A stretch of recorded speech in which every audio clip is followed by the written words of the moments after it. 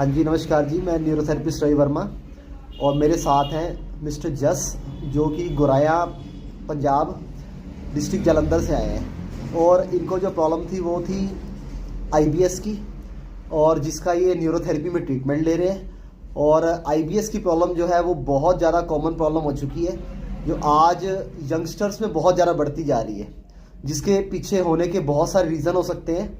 जैसे स्ट्रेस हो सकता है, या गलत लाइफस्टाइल हो सकता है, या गलत खान पान हो सकता है, या इसके अलावा इन्फेक्शन हो सकती है।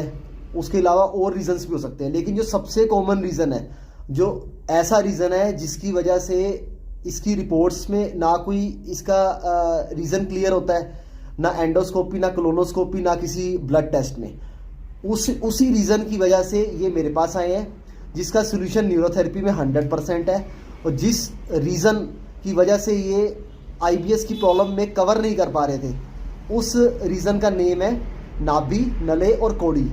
ये ऐसी प्रॉब्लम है जिसको कवर किए बिना, जिसको सेट किए बिना इस प्रॉब्लम से छुटकारा पाया जा ही नहीं सकता। और आज इनका सिर्फ 15 डेज़ का ट्रीटमेंट कंप्लीट हो चुका है, और उसमें इनको क्या रिकवरी आई है ये आपसे बताएंगे। हाँ जी सर, कितने टाइम से आपको ये प्रॉब्लम थी आईबीएस की? 2 साल पहले से। 2 साल से। और इसके लिए आपने बहुत सारे ट्रीटमेंट्स लिए होंगे? जी बहुत सारे। और उससे रिकवरी क्या मिली आपको? जीरो, कुछ नहीं मिला सर। और न्यूरोथेरेपी में आपको क्या रिजल्ट्स देखने को मिले? न्यूरोथेरेपी में मुझे यूडीएफ आता था और म्यूकस आता था, भूख नहीं लगती थी, स्ट्रेस में रहते थे। और ये मैंने 15 दिन का ट्रीटमेंट लिया आपसे, और मुझे बहुत ही ज़्यादा इम्प्रूवमेंट मिली है। अच्छे से भूख भी लगती है, म्यूकस भी नहीं आता, यूडीएफ भी ख़त्म हो गया है, और नले भी ख़त्म हो गया है।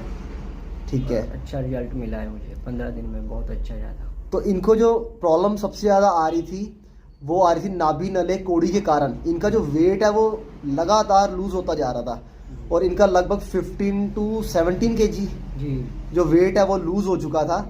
और इनके ब्लड के सर्कुलेशन पे वर्क करके, इनके नलों को तोड़ के, यानी कि इंटेस्टाइन ऐसी हो जाती है जैसे उस एरिया में किसी ने पत्थर भर दिए हो। ठीक है, पेट बिल्कुल हैवी हो जाता है, बिल्कुल कड़क हो जाता है, दबाने पे दबता नहीं है। उसके अलावा ब्लॉटिंग, गैस, कॉन्स्टिपेशन, कभी लूज मोशन। और इनको जो प्रॉब्लम आ रही थी वो आ रही थी यूडीएफ की, यानी कि अनडाइजेस्टेड फूड जो है वो स्टूल से बाहर आ रहा था। उसके साथ साथ आ था म्यूकस, यानी कि चिपचिपापन। उस पर सबसे ज़्यादा कंट्रोल करने की ज़रूरत रहती है। और जब तक हम सर्कुलेशन पे काम नहीं करेंगे, जब तक हम नले पे काम नहीं करेंगे, जब तक हम आंतों की सूजन पे काम नहीं करेंगे, जब तक हम सर्कुलेशन को प्रॉपर नहीं करेंगे, तब तक इस केस में नाभि को सेट किए बिना, कोड़ी को सेट किए बिना इस केस का सोल्यूशन लेना बहुत मुश्किल है। आईबीएस में रिकवरी मिलती है, लेकिन ये एक ऐसा कारण है जिसका न्यूरोथेरेपी में बहुत ही अच्छे रिजल्ट्स हैं। अगर आप भी ऐसी प्रॉब्लम फेस कर रहे हो तो आप भी न्यूरोथेरेपी में ट्रीटमेंट ले सकते हो।